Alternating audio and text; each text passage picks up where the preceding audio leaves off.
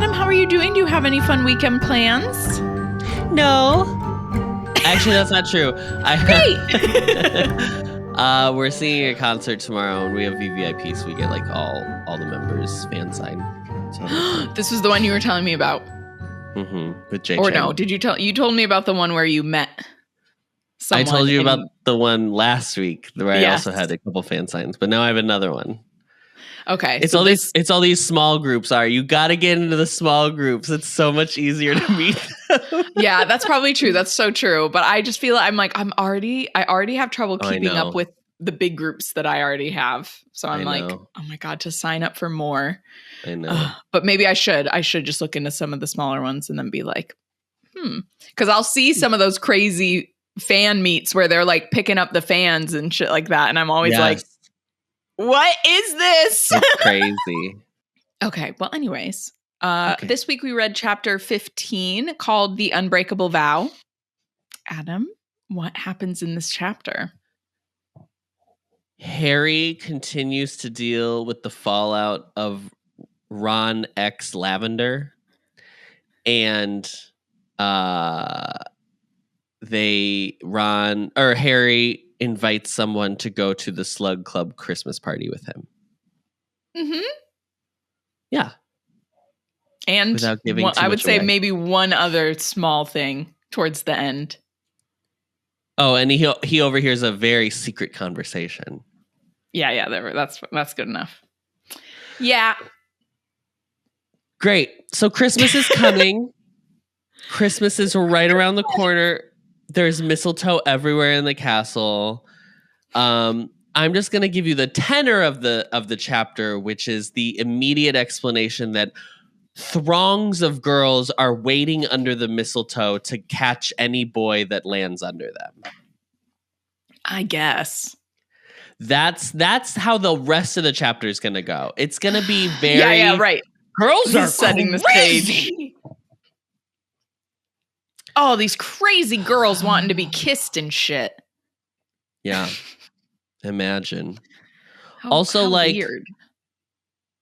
The absolute fucking comedy of someone writing a teenage boy and being like, he's completely disinterested in the idea of anything at all. Well, I mean, but hey, Adam, I'm not the only one having dreams in this chapter, okay? He is having dreams, yeah. I will say this.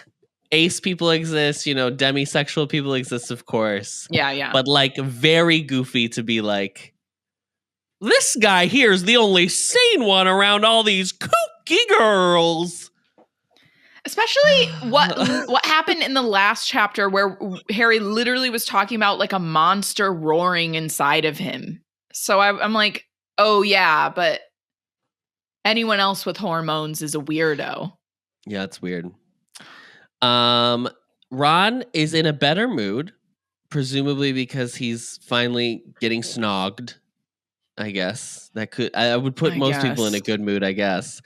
But now Lavender is just constantly around. She's like now always there. Nope. Yeah. I want to be clear. I do not dislike Lavender. I think this is a frequent high school experience. It's your first relationship. You just become like a fly stuck to fly paper. Like you just can't get off each other. Yeah. I was in that relationship. It's like a rite of passage. Me too. It's a rite of passage as like a teenager. And so far, I mean, I can't remember everything she does in the book, but so far she hasn't done anything where I've been like, oh, she's like not a girl's girl or whatever. Do you know what I'm saying? Like she's not like Lavender. Yeah, she hasn't done anything outwardly other than like I guess pursue Ron, but like I don't know how much she. But her and Hermione are never like talked about as like besties or anything. Yeah, they're very just like kind of cordial. It is wild to think about that dorm though. That's my next note. How awkward is the girls' dorm right now? Because it's Hermione, Parvati, and Lavender, isn't it? Just the three. And that's it. Just the three of them. Is Hermione sleeping in the common room? Lavender, you better be sleeping with one eye open, girl. I mean, it's already probably been weird for the past 5 years simply because Lavender and Parvati are like best friends. And so Hermione's always been the odd one out anyway. With them, yeah. I mean, But- I don't know. I don't know how, like, obviously in this chapter, Hermione isn't really talking to Lavender, just like she's not talking to Ron. But I don't know how she feels towards Lavender. Like, I don't know if she's fully ignoring Lavender as well. Like, when they're in the common room, maybe she is, like, relatively, like, nice but short with her. I don't know. But yeah, I would imagine it's tense. Yeah. It can't be for Parvati, it can't be great vibes in there right now. I gotta be honest. No. Yeah, Parvati's like every moment. So who wants to get ice cream from the kitchens? Oh gosh. Ron and Hermione still are not speaking to each other. So great. Yeah. Ron is adamant that he never promised Hermione anything. They're now just like talking at Harry, and Harry doesn't respond. Yeah. Talk about it. Yeah. And so Ron is just like monologuing and be like, I don't even know why she's mad, because she's the one who kissed Victor Crumb first. So I should be allowed to kiss whoever I want. And like, sure, she invited me to the Slug Club, but only as a friend, I'm pretty sure. And so like, I didn't promise her that. But literally that. And Harry's just like, okay.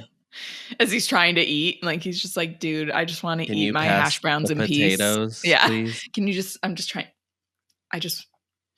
to get Can you give me chicken? Hand me the granola for my yogurt. Thank you so much. I just want some pumpkin juice, bro. That's all I'm trying to get here. Like, it's very clear that Ron feels guilty, right? That's why he's like, working himself up into a frenzy, because to try to assuage his guilt. Yeah. Just trying to, what is it called? Excuse the behavior, being like, oh no, they're just making excuses for all these reasons why. I mean, I think Ron, it's a little different, because you and Hermione were not like about to go on a little date together. Listen, we're about to have a character later in this chapter who has a very astute observation about Ronald Weasley that I can't wait to talk about. Oh yeah, I know what you're talking about. Mm-hmm. He's out with Hermione, so she doesn't hang out in the common room anymore, because it's just Ron and Lavender show in there. I guess. So she's taken to just hanging out in the library.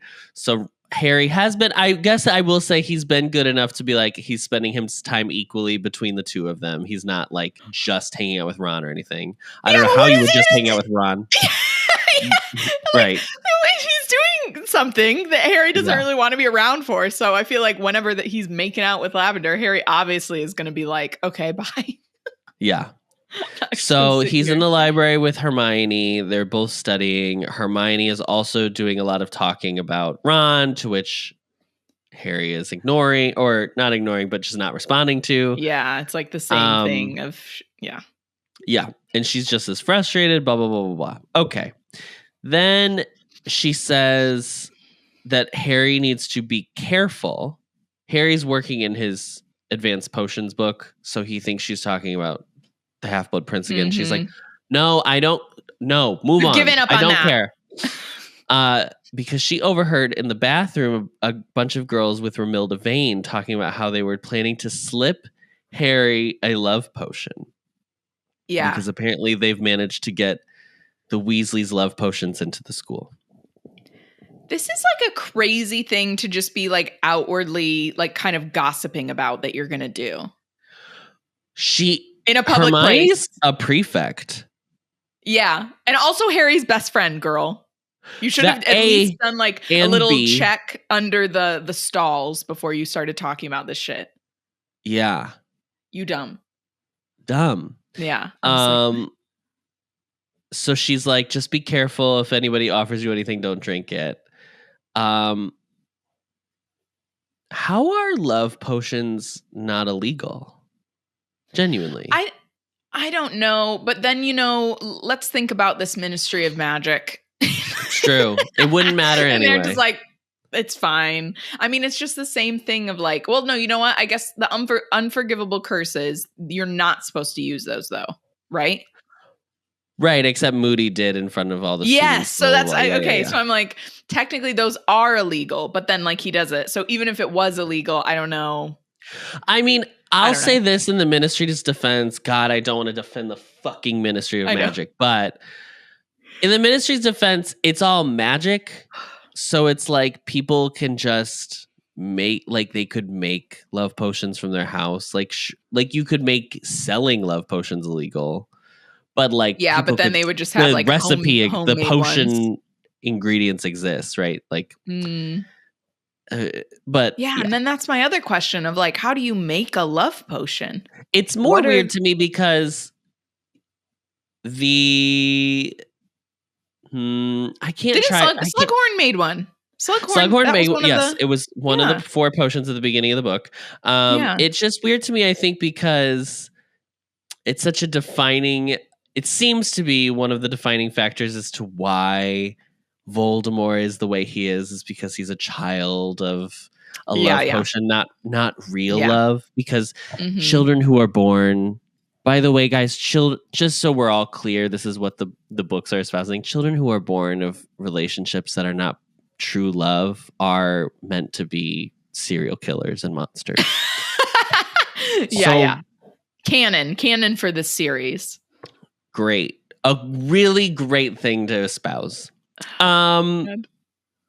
So now he has his warning. He still hasn't. She says, if you just invite someone to the Slug Club, if you invite someone to the Christmas party, then people will get off your back because it's the fact that everybody knows you're not going anyone right. Mm-hmm. So they kiki back on the way up to the Gryffindor common room. They happen to run into Romilda Vane as soon as they walk in. And she's like, "Hey, Harry, I just have some gilly water for you. Do you want some gilly water?" And he's like, "No, I don't like gilly water. Is it not just water? Isn't it just water?" I assumed it was a brand of water. I don't like flat. Maybe it's like sparkling water. Although, you know what? Like, even if it was a brand of water, I don't like Dasani. So yeah, I was going to say. I don't think I would refuse a bottle of Dasani, though. But I would be like, oh. Yeah, okay. Dasani water does taste weird. Yeah, I'd be like, is it tap? Is it tap? No. Is it I don't want tap. But yeah, and I also thought it was crazy that like they walk in and then she literally was like, "Do you want a gilly water?" Like just like I was like, "Girl, you got to be a little bit more subtle." What was that? And then the whole like, weird. "Oh, we'll have these." Even if he hadn't just been warned, that's weird as hell. Yeah, I was like, you guys aren't friends at all. Like it's just weird. You have to make it. You have to simulate some type of situation where it would be normal for you to offer him some beverage or a snack or whatever. Let me teach you how to drug people. Okay, let me teach you the way. Let me walk you through it. Okay, let me give you some pointers. I actually just saw this video went. I don't know if it went viral, but this girl did like an experiment with her friends where she like had little like pieces of candy, like little gummies, like Swedish fish, whatever. And they were at a party and she was like, I want to film myself slipping stuff into people's drinks to show them how easy it is to do, how like, how incredibly risky things are. And so it's just a video of her like doing it almost even kind of obviously sometimes. And then people being like, oh my gosh, ha ha ha, like there's a Swedish fish in my drink or whatever. She's like, but the whole point is to be like, yes, but it could have been anything I slipped in there. Yeah. And if it was an actual drug that like dissolves into the drink, you would have had no idea. Yeah. I have a friend who is pretty sure he was date rape drugged. I was literally just going to ask. I was like, that's never happened to you, right? Or if anything, never to me, no. Never to me either. Crazy. That is crazy. I'm glad that nothing worse happened to him. I'm glad he got home safe.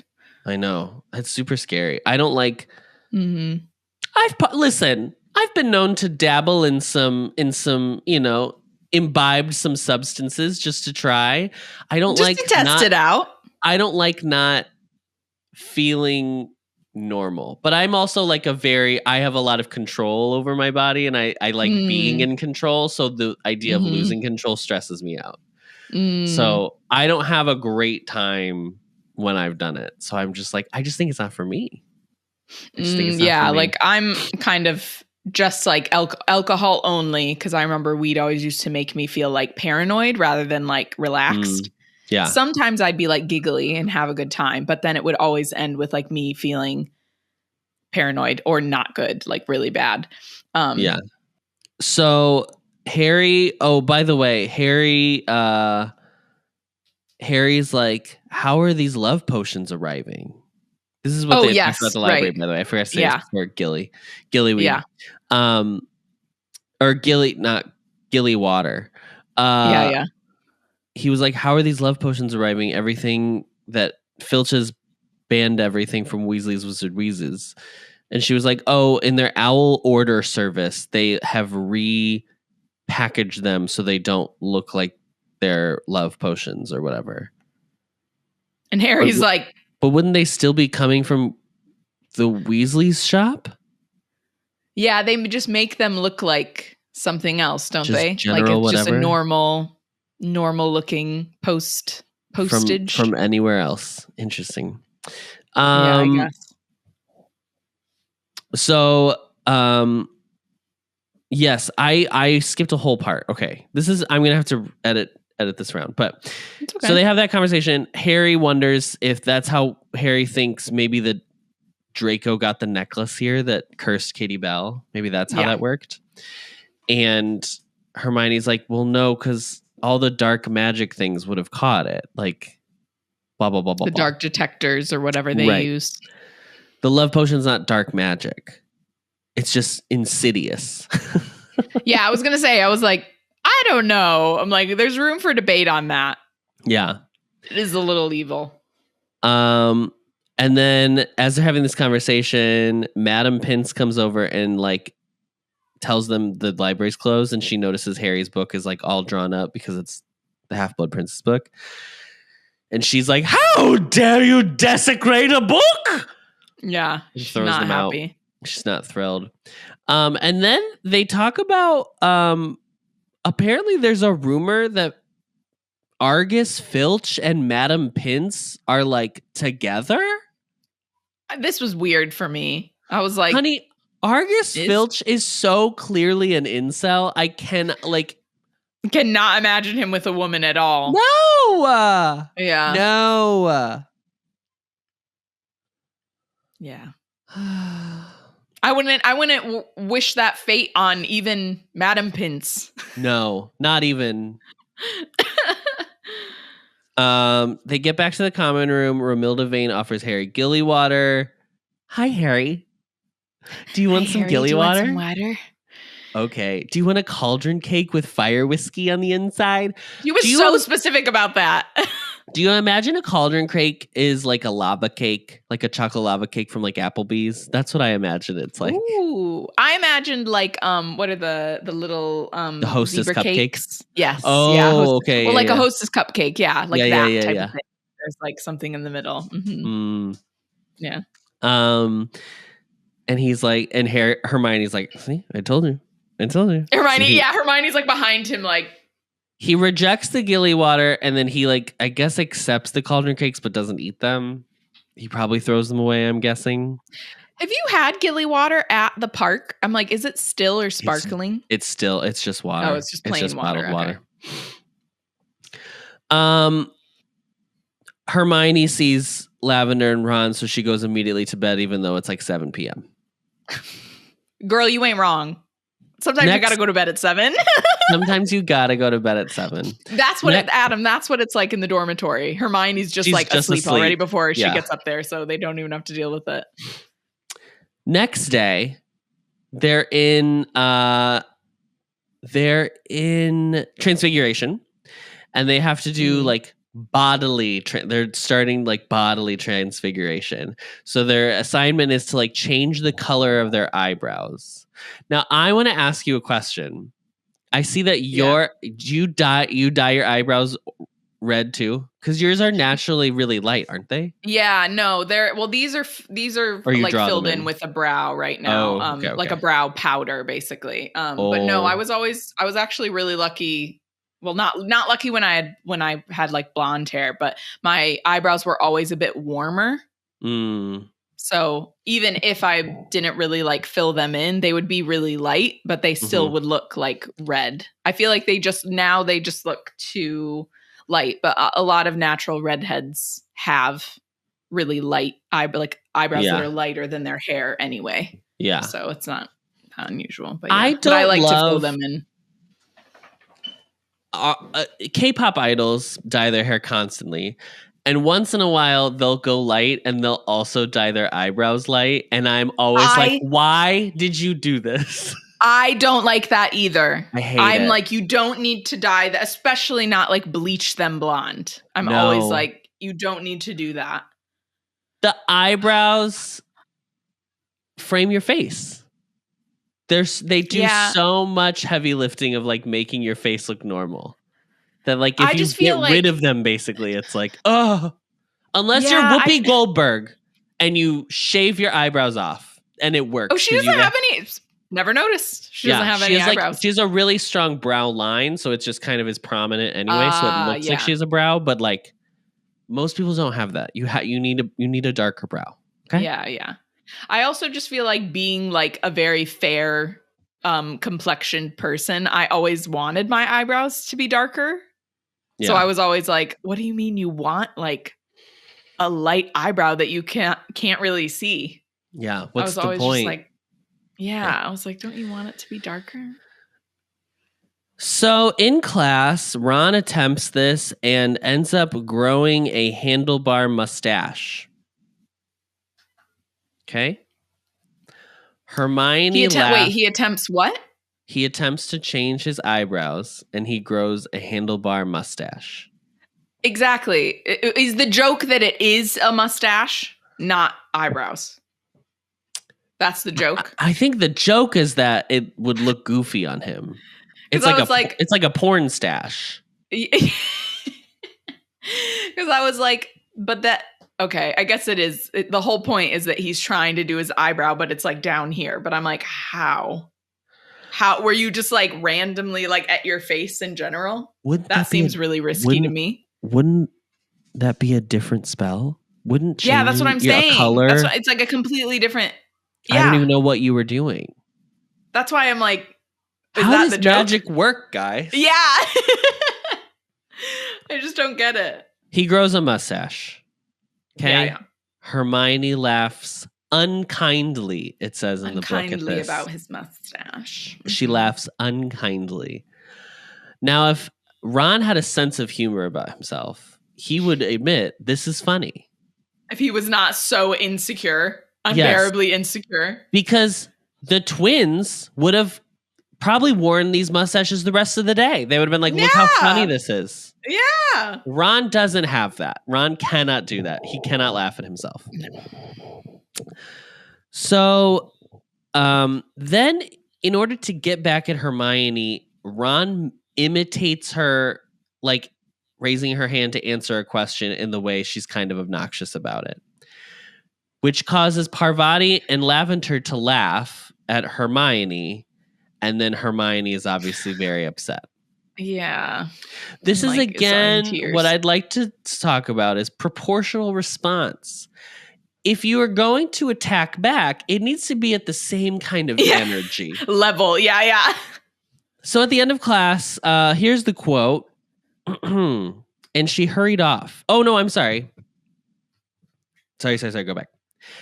So at the end of class, she rushes out. She doesn't take all her stuff with her. So Harry grabs the rest of her items. He chases after her to go catch up to her. He finds her in the corridor talking to Luna Lovegood.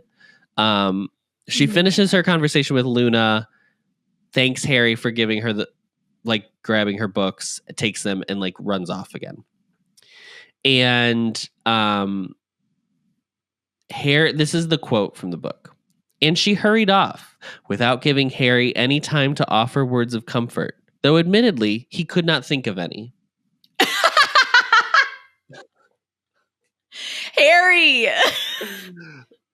Harry! He is just emotionally stunted. Inept.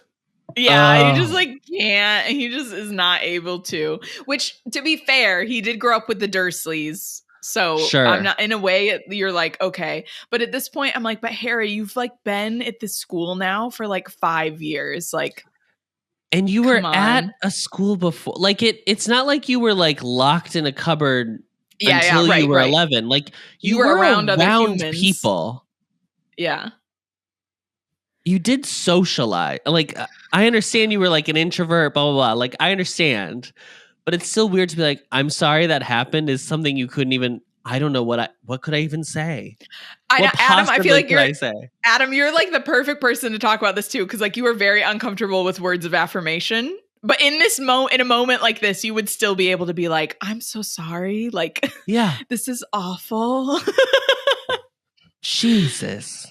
If I can do it, Harry. Although I guess you're not, it's more when someone's saying words of affirmation to you. That's when you're like, okay, I don't. Okay. That's the part that you're like, can this stop, please? Yeah. Harry and Luna start talking. Luna immediately says that Ron is an unkind person. She noticed that last year. And I was like, somebody needs to drop it. Drop it. Don't drop it. Drop the mic. I was literally like, this was the most important line in this entire book. The whole chapter, the whole book, the whole series. Like, the whole Ron book. is somewhat unkind. It's true. God, especially to your friend. This is like nice guy bullshit where it's like, you only see it worth being nice to a girl if you can get something from her. And then as soon as you like can't get anything from her, you're like a complete asshole to her and basically treat her like she doesn't exist. And this is like essentially what he's doing to Hermione. We get moments, obviously, as this goes on where we realize that's not the case. But up until this point, it's like, it's transactional. Everything is transactional. Yeah, it's gross. Because he's completely insecure about his station and blah, blah, blah, which is understandable, but you can't take it out on everybody else. Okay, so obviously, like, I'm a bi woman who has only been in relationships with men, unfortunately. Just kidding. A real tragedy. I mean, well, not the relationship I'm in right now is great, but previous men that I dated were unfortunate. But in like, I would still even include Michael, myself, RJ. Men are unfortunate, just as a general concept.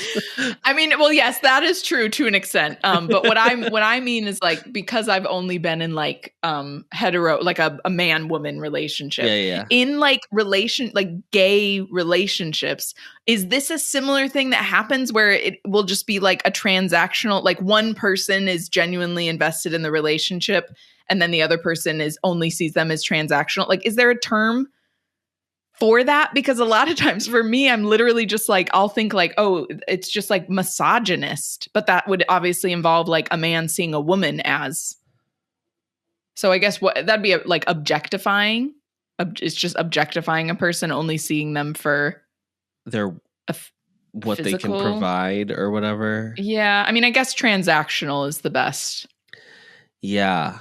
I don't know. I mean, I don't think I've ever been in a relationship that felt like it was like that one-sided. Or I've even had like friendships like that. Yeah, I feel like it's a very straight guy thing. Yeah. I think it's hard. I think it's hard for like same-sex women to have that, I think, because women generally are like raised with more emotional intelligence so they can like have conversations and stuff.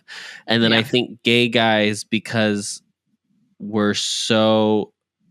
our experiences are so similar, we all kind of have like similar things that we're probably looking for most of the time. Like a majority of gay guys. Yeah. Not that I'm saying it probably doesn't exist, but I haven't seen it. Yeah, because a lot of times if a gay man like is looking to just like hook up, there's plenty of other people that also would like to just hook up. So it's not to do that. Yeah. Yeah. So it's like not difficult to find that. And then it's vice versa. If you're looking for a relationship, you just primarily look for other men that are also interested in a relationship. Yeah. But yeah, because obviously in my experience, a lot of times it does come with a level of like misogyny, but I'm like, there has to be a term for that when it is like two men. But yeah, I think it's uncommon in like women in lesbian relationships. The term sapphic, I should say sapphic. Two men in a relationship is a sin. That's what the term is. It's a sin against God and against nature. The term.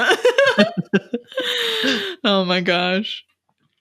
So as they're having this conversation, just out of nowhere, Harry just asks Luna to go to the party with him. No, sorry. Tomorrow.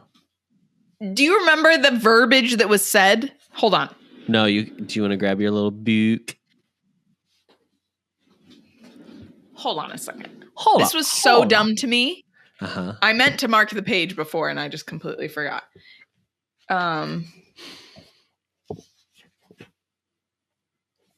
Mine was on like 300, basically. Yeah, okay. How would you like to come to Slughorn's? Oh, okay, wait, no. The part before this is also important. Oh, it's been all right, said Luna. A bit lonely without the DA. Ginny's been nice, though. She stopped 2 boys in our Transfiguration class calling me loony the other day. How would you like to come to Slughorn's party with me tonight? The words were out of Harry's mouth before he could stop them. He heard himself say them as though it were a stranger speaking. I didn't need that. I didn't need it to be this moment where it was like, and before he even knew it, he was asking her to the ball with a voice that wasn't even his own. I was like, what? He just asked her. He's like, oh, you're my friend. Yeah. Do you want to go to the ball? And also the fact that she was talking about Ginny right before, and then he suddenly out of nowhere was like, do you want to go to this party with me? I was like, why? Why is his voice sounding like is he that disconnected from himself? Like, what was that weird to you? It was so weird. That it was like he's having this out of body experience asking her to go. I was like, but they are friends. This is his friend. I wish I could agree that they were friends. I genuinely do not think Harry considers anyone in this school other than Ginny, Ron and Hermione his friends. I don't think he considers Luna his friend, and I don't think he considers Neville his friend. No, I think they're people he's like friendly with, people he goes to school with. But I would not be, I feel like he's like, I don't know how the Brits, what they're doing over there, but like we growing up, we had like a lot of friends, but then you'd be like, but these are my best friends. My best friends. My besties. Mm-hmm. I've never seen the term best friend used in this book series. It would be weird if it was. I feel like actually Ron was his best. Oh, maybe it was described as Ron was his best friend. Actually, that may have been said once. Yeah. I mean, I don't know. Yeah, I guess Harry doesn't really consider anyone else a friend. I mean, he just recently started considering Ginny a friend, and we very quickly realize it isn't he considers her a friend. He just has the hots for her. Yeah. So, but yeah, I just was like, it was so weird that it was described as this like out of body experience bullshit. I was like, what? You could say he felt awkward or something, or like there was an awkward moment where he waited for her answer, but it was just so weird that it was like, and the voice was coming out of him before he even knew what he was saying. I was like, I did not need it to be like that. That was so strange to me. Anyways. It's such a bummer too, because there's a nice moment later in the episode where he's like really grateful that he brought Luna, even though like, of course she's like a little kooky, like a little bit of a weirdo. Right. But he like is appreciative of the fact of what she provides to situations, like a real levity. And I don't think he would ever say that to her, which is like, just tell her like, oh, I'm so glad I brought you. Like, ugh. Yeah, and this is coming from a person who doesn't love to do words of affirmation. Okay. I know, again. That might be a British thing, though. Probably. Like, I know my friends here are pretty vocal with that kind of stuff, but they have said so many times how unusual that is. They were like, oh, it's really unusual. More like this, our generation is kind of the first one that is being more like vocal with words of affirmation. It's like not a thing here with the older generations, I guess. Later, Ron finds out that Harry, because it spreads around the school like wildfire because Peeves starts screaming it down the hallway. Ron finds out that Harry has invited Luna Lovegood. He calls her Loony. You know who I definitely am sure? Ron does not consider Luna Lovegood his friend. That I am sure about, 100%. He's mean. He's literally doing exactly what she said. Yes. Being very unkind. Ginny corrects him and she says, don't call her Loony. Is what I'm saying, Adam. We would be friends with Ginny and like that's pretty much, and then Hermione every once in a while, and be like, you need to get away from them. We would be like constantly trying to like stage an intervention for Hermione. Let me tell you about your fuck ass friends, okay? Yeah. Friends. Yeah. After he gets scolded by Ginny, Ron and Harry have a conversation where Harry's like, you should just apologize to her being Hermione. Mm-hmm. And Ron's like, and what? Get attacked by canaries again? And then Harry says, like, you shouldn't have imitated her. I kind of don't even like that he said imitated. I kind of wish he had said mocked. Yeah. It wasn't, it's not an imitation. Like, it's like, it's an unkind. Yeah. So he says you shouldn't have imitated her. And then he was like, I don't have to apologize for anything. That's the gist of the conversation, is that Ron feels he doesn't need to apologize to Hermione because she was mean to his mustache. And Harry was like, but you look stupid. Yeah. Why can't you laugh at yourself? Ugh. Yeah, God. Harry, you're trying at least. You called him out a little bit at least, I guess. Yeah. So they're at dinner. They're all still sitting kind of near each other, but it's weird. Things are tense. Parvati and Lavender come down, and Lavender immediately is like sitting on top of Ron, basically. So Parvati's like, okay. So she's like, oh, I guess I'll talk to Harry. So she talks to Harry, and she's, they talk about how her parents had originally wanted her to pull her and Padma out of Hogwarts, and then they acquiesce and let her stay. And then she notices Hermione next to them. I thought this was funny because she's like, oh, Hermione's here. And I was like, yeah, the 3 people who have sat together for every meal for the last 6 years are still sitting together. That's crazy. Are all here. Yeah. So she's like, oh, Hermione's here. And it does feel like she's kind of being nicer because she probably feels bad about laughing at Ron's thing earlier. Mm-hmm. But immediately Hermione's like, Parvati, how are you? I know, this is so funny. Yeah. Oh my God, hi girl. I was like, so good to see you. Yeah. And this is where we get the line, girls were very strange sometimes. Here we go. This is what I texted Adam about this. It's this whole bit, Adam. It's so obnoxious. And a little bit at Slughorn's party. Yep. So during the course of their conversation, Hermione reveals that she purposefully reveals that she is going with Cormac McLaggen to the Christmas party, Slughorn's Christmas party, to which Ron is once again shocked at information. And you have to mention the sound of the plunger specifically. Yes, he takes his Ron and Lavender remove themselves with the sound of a plunger unclogging a sink.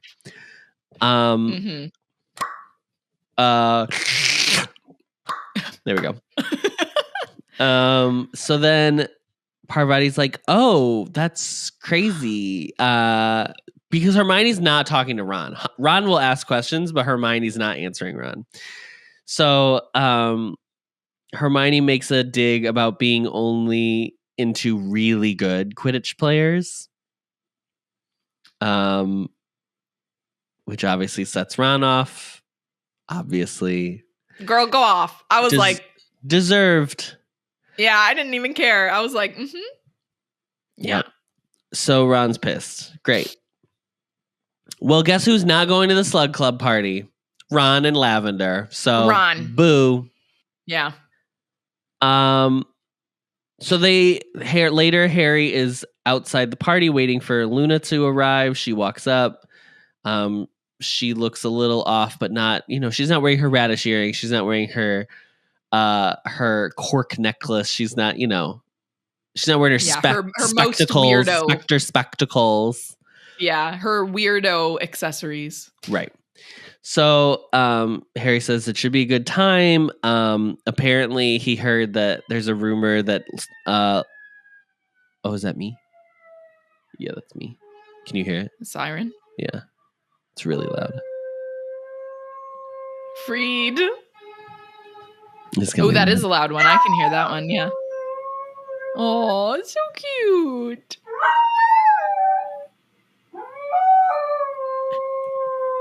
Oh, I love when the little voice cracks. Yeah, we're gonna get him in some vocal lessons soon. So apparently on the rumor mill, Harry has heard that Slughorn is inviting a vampire to the event. Mm-hmm. And Luna immediately is like, "Oh, Rufus Scrimgeour's coming?" And Harry's like, "What?" She's like, "Oh yeah, you didn't know? My dad wrote a whole thing about it for the Quibbler." I can't believe you missed it. Well, it was missed because the Ministry told him not to publish it. So obviously they're hiding something, and they're hiding that he is, of course, a vampire. We have not ever dealt with vampires in this book series, to the point that I'm actually shocked that she doesn't. This is the only thing that happens vampire-wise in this whole book series, is this party. Yeah, we never meet another vampire. They don't even come they're in not later in anything. No. Yeah. Did Quirrell in giants and werewolves? Quirrell supposedly came across a vampire, but that was right. But that was like all we knew. Quirrell came across vampires. That's explained that's why his turban always smelled like garlic. Yeah, because he was afraid of them. Yeah. Right. Yeah. Yes. Okay. But we don't know. This is the only vampire we ever meet. This is the only vampire we meet, and then Gilderoy Lockhart has a book about vanquishing the vampire, something like that. I don't remember what the book is called. Yeah. So anyway, they get into the party. House elves are the catering staff. Great. And this is the first time that they're like out and about in public for an event. Yes. I was like, I feel like a lot of students should be like, holy shit, there are house elves here? Oh my God. All of the Muggle-born students should be like, what the fuck are those? What are these? Yeah. What are these little people walking around?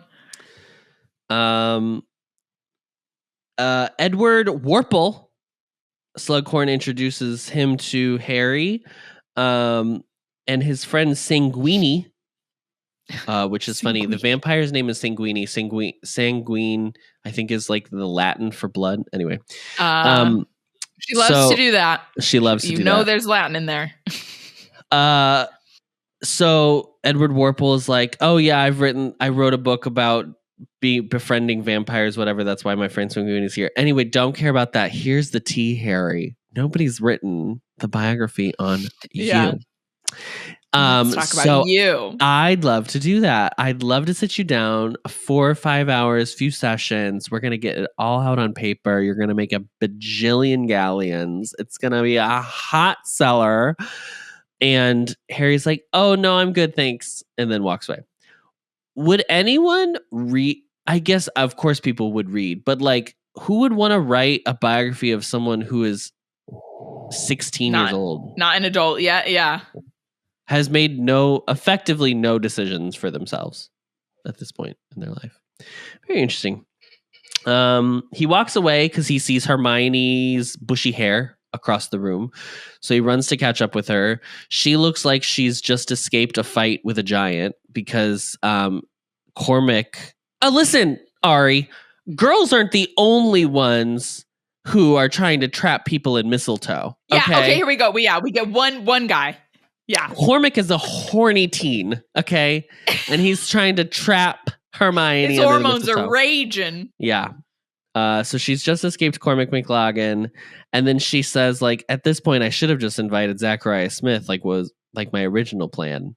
And Harry was like, you were going to invite Zachariah Smith?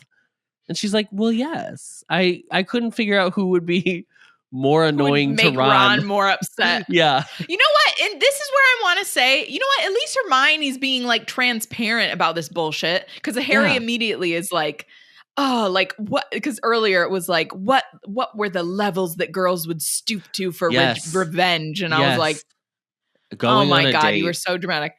And now again, he's that's like, the level women would stoop to. Harry, I believe you know intimately the levels that men will stoop to for revenge. Just look at the history of Lord fucking Voldemort. Yeah. Dear God, I just was like, oh my God, this is so annoying. And then like Hermione, honestly, I was like, Hermione, good for you. Cause like, he was like, are you going to tell Ron about keeper tryouts? And I was like, yeah, bitch, all you're worried about is your damn Quidditch stuff. You don't actually care about your friend being hurt right now. Yeah. I was just like, shut up. So then it was like, oh, you're like judging her for whatever she's doing, but it's only because you're worried it's going to affect the Quidditch season. I was just like, right. Again, at least Hermione knows. She calls him out on it too. She's like, oh, so you're just worried about Quidditch. Yeah. Because he's worried she's going to be like, and you know what? You shouldn't have actually won. I confunded Cormac, so he should have gotten the keeper position, and you shouldn't have. Which she would have every right to do that now, Harry. Yeah. I think I would have been like, yeah, you're not wrong. You tried to help him out. And then just make Cormac the keeper. Like, be like, I just found out he's actually better and consistent. Yeah. Oh, it's so even though he's like not a very pleasant person to be around. Sure, he's full of himself. He's an egotistical 16-year-old boy. Sure. It's not surprising this isn't news. I mean, Ron was going around verbally abusing people on the team. So, like, which is better? Like, so frustrating.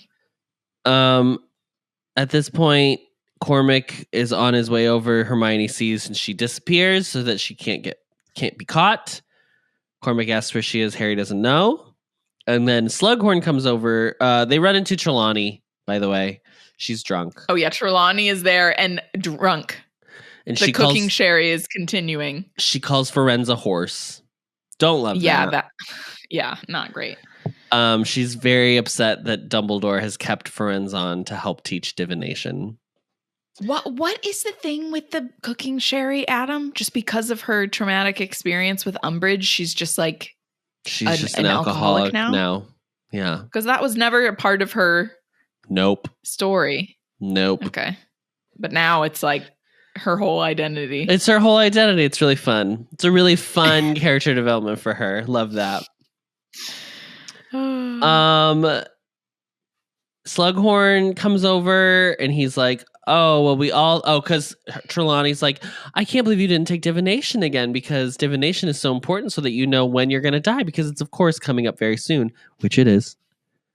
And Slughorn is like, oh, well, of course we all think our classes are the most important, Sybil. Harry's so good at potions, blah, blah, blah. And he's like, I should thank Snape. And he pulls Snape out of nowhere. Snape's at this party. Every teacher's at this party. Every teacher's here. He pulls him over and he's like, Snape, I have to commend you on the excellent teaching you did, because he's so good at potions. And Snape's like, he's good at potions? What now? Yeah. In what world are we talking about? Oh, really? But to be honest, that wouldn't surprise me, though, if Harry was better at potions in Slughorn's class, because Snape even literally without, bullied him through every class, picked on him every moment he could get. Like, how was he supposed to do well in that class ever? Of course he wasn't going to. Yep. So then that's when Snape realizes, this doesn't make sense. Snape's like, oh, so you're taking potions, defense against the dark arts, charms, transfigurations, herbology. Are you wanting to be an Auror, Harry? Oh my, yeah. I was like, this was so obnoxious. I was like, first off, I'm sure there are plenty of other careers that require those classes. So that they're was like all the standard classes. What are you talking about? And then for him to be like, oh, so you want to be an Auror? I'm sorry. He was almost killed by Lord Voldemort when he was like a child. He lost both of his parents. Sirius has now passed or been murdered because of like the Order of the Phoenix. What do you think he's going to want to do? Like, Obviously. I'm just like, think about anything you know about Harry Potter, and then you're like going to give him shit for wanting to do that. It's so stupid. And Harry's like, yeah, I want to be an Auror. Defiantly, he says it.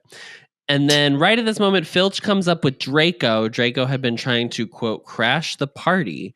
Argus says he found him in the halls outside of the party and so assumed he was trying to crash the party. And Draco's like, yep, you're right. That's what I was doing. Definitely that 100%. Yeah. Oh, no. Throw me out of the party. I messed up.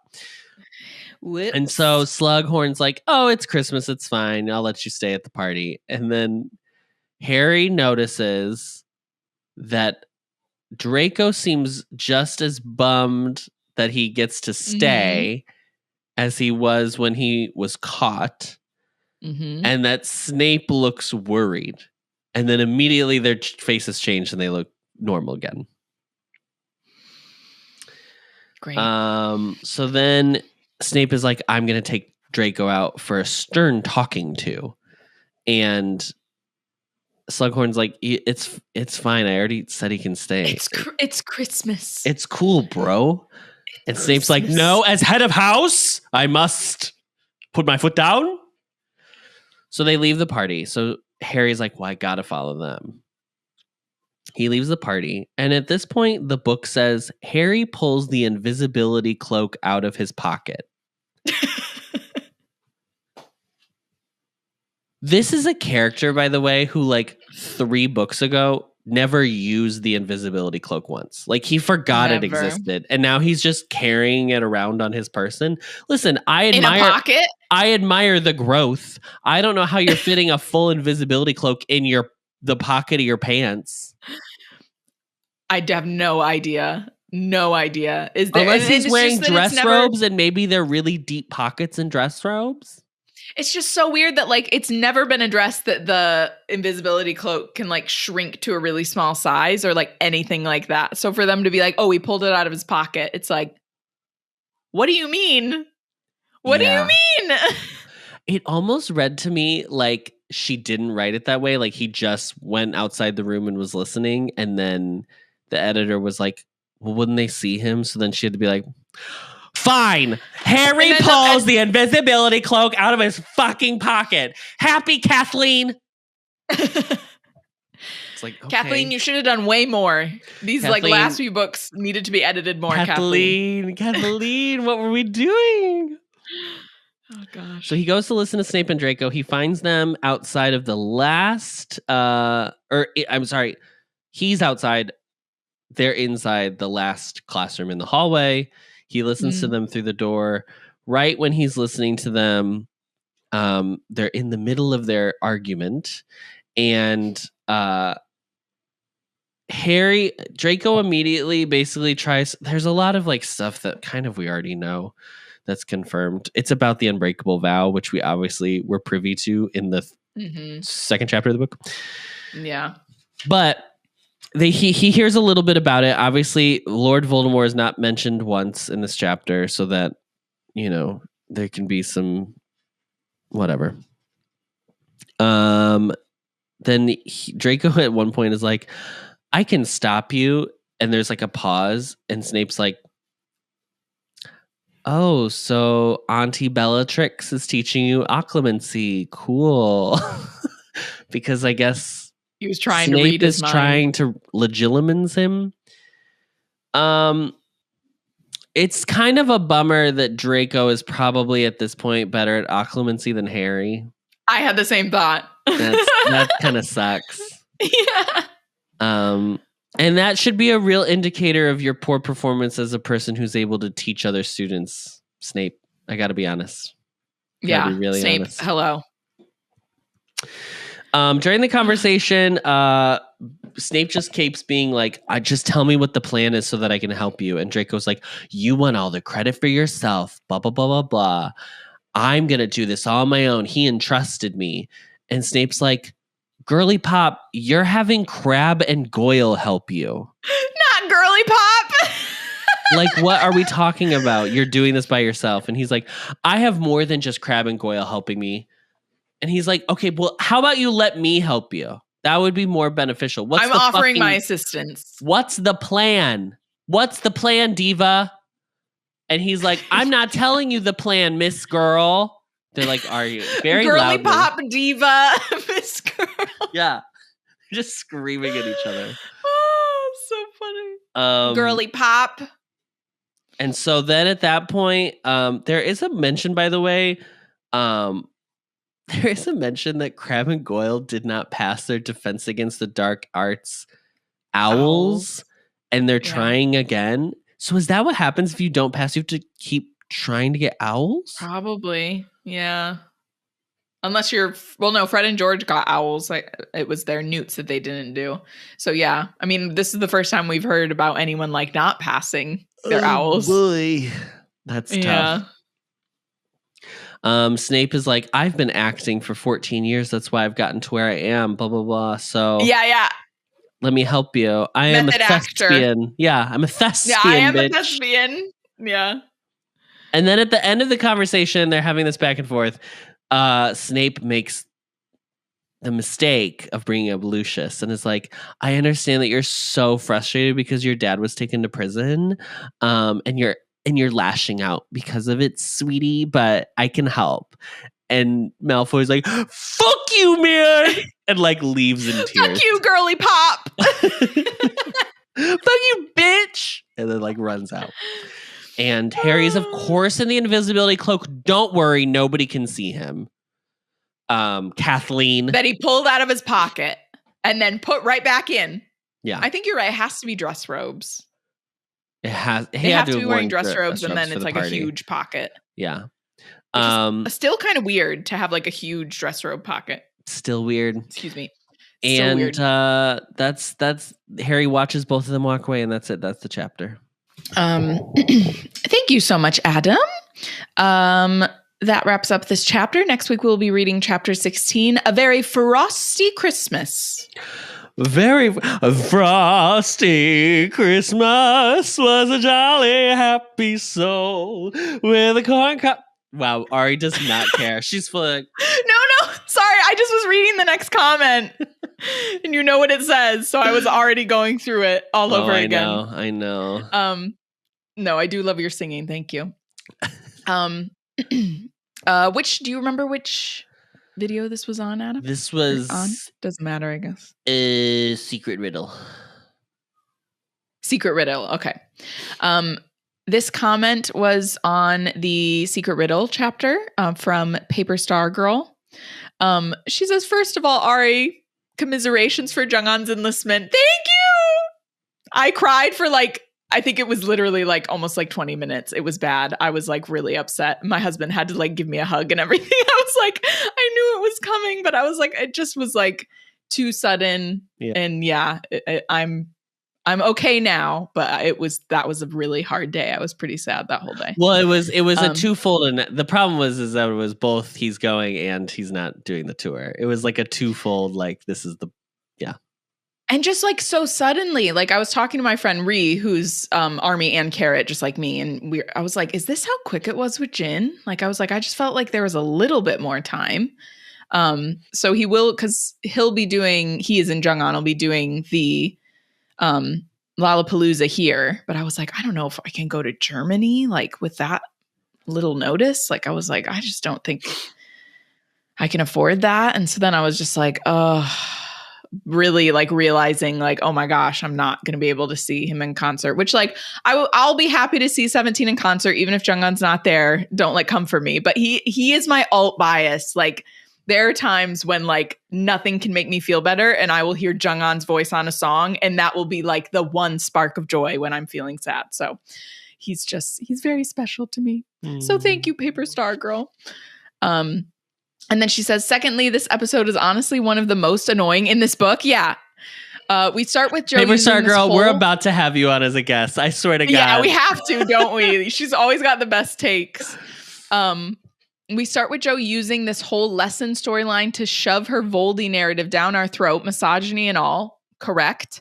Mm-hmm. Then Dumbledore being well, I met a kid who was torturing other kids and animals and was a thief at 11, but who Who could ever know that bringing him to magic school and giving him a wand would create a monster? Oh, unknowable universe. Great point.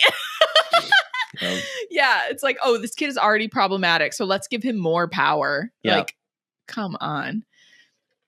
This is the book where Albus talks about his intelligence the most and displays it the least. Say that. T. All love to you guys, though. 5 stars as always. Oh, yay. Oh, love you, Paper Star Girl. And then the next one. Are these all on the same It's all the same episode, video. I'm guessing? Mm-hmm. Yeah, okay. And they're from the same person. Yeah. The next two, yeah. So same episode. Also in Goblet of Fire, chapter 13, or around that mark, you were talking about how Trelawney was wrong about Harry born midwinter when his birthday is July 31st, but actually she was looking past Harry and was referring to Voldemort since he was born December 31st, and Jo was foreshadowing Harry being a Horcrux. My mind has just been blown. I don't know if I believe this. I believe that here's what I believe. I believe she wrote that. That's crazy. And then after that, she may have already. I just think it was like easy to be like, oh, his birthday's midwinter because I've already kind of referenced that in some capacity. Maybe she did. Maybe it was all planned. I'll give her the benefit of the doubt. Maybe it was all planned. She could have retconned that. Or that's just a crazy coincidence. But oh my gosh, that is nuts if that is true. Wow. Yeah. She said, got time for a shout. Thanks. Also, okay, back when you guys were talking about the whole Goblet of Fire chapter 32, Flesh, Blood, and Bones, and we're asking how he got the form. There is this whole fan theory that was based off of an interview Jo gave where she was asked, how did Voldemort get his baby-like form? And what she said was, well, it was like when he was asked about the Horcruxes, and that while she again didn't say exactly how it happened, she did reveal that it was a very disturbing process. So disturbing, in fact, that her publisher was horrified by what she said. So fans have theorized based off of that interview and what Voldemort said in chapter 1 of Goblet of Fire to Wormtail about Bertha Jorkins and how she had had her uses, that Bertha was actually pregnant when she was tricked into following Wormtail into the Albanian forest. And ironically, it's so appropriate that you guys were talking about the Omen movies in this chapter, because the way that they think it happened was that he went inside of her when she was still in his ghost form, and he killed her unborn baby and then took its place. And that's how he got the baby-like form that he had most of book 4. He forced her to birth him, along with giving all the details about Triwizard Cup and Mad Eye coming to teach at Hogwarts. It's never been proven or denied by Jo, so everyone basically accepted it as fact. It's in the Harry Potter, or it says I think it's in the... Yeah. I think it's in the Harry Potter wiki or something. It's definitely in Pottermore. That's insane, first off, and that is horrifying. Pretty horrifying. Yeah, if that is true. Like, I'm glad that the publisher took that out. Yeah. I'll never forget Bertha Jorkins now. Yeah. Oh, Bertha. But yeah, that's pretty crazy. I mean, I guess Tori, you've got all the intense, deepest lore. of fan lore. Yeah. I mean, I will say that would make sense simply because, how did he get his baby form? Yes. Yeah. Logistically, yeah. But, oh my God. I mean, it's no worse than, killing people, right? But it's so sick. Yeah. Ugh. Yeah, and evil. Yeah. Yeah. I think Voldemort's a bad character. I'm starting to think something. I'm really starting to think that. I'm getting the vibe. I'm getting bad vibes.